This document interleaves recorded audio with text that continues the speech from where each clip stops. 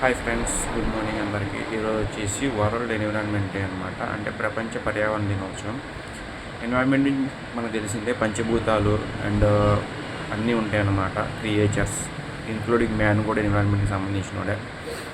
పంచభూతాలు మనకు తెలిసిందే: air, water, sky, land and fire. ఈ 5 పంచభూతాలు అనమాట. ఇట్ మీన్స్ భూమి, ఆకాశం అండ్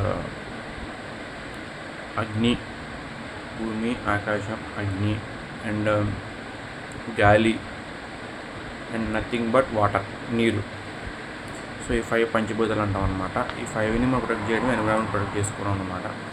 సో కానీ ఈ మధ్య మనం పొల్యూషన్ ఎక్కువ చేస్తున్నాం, అంటే కాలుష్యం ఎక్కువ చేస్తున్నాం ఈ 5ని. అందుకనే మన ఎర్త్ ఇట్లా రకరకాలుగా వర్షాలు పడాల్సిన టైంలో ఎండలు పడాల్సిన టైంలో వర్షాలు, చలి రావాల్సిన టైంలో ఎండలు రావాల్సిన టైంలో చలి, ఇట్లా వస్తుందన్నమాట.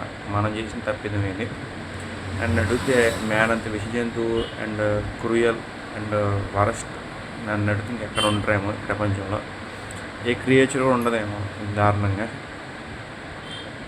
ముందు మనుషుల్ని దేవస్వరూపంగా చూసేవాళ్ళు, ఇప్పుడు యానిమల్స్ని చూస్తున్నారు అనమాట. మారిపోయింది కాలం, అంత దగ్గరకు దేరే మనుషులు కాబట్టి అట్లా చేస్తున్నారు.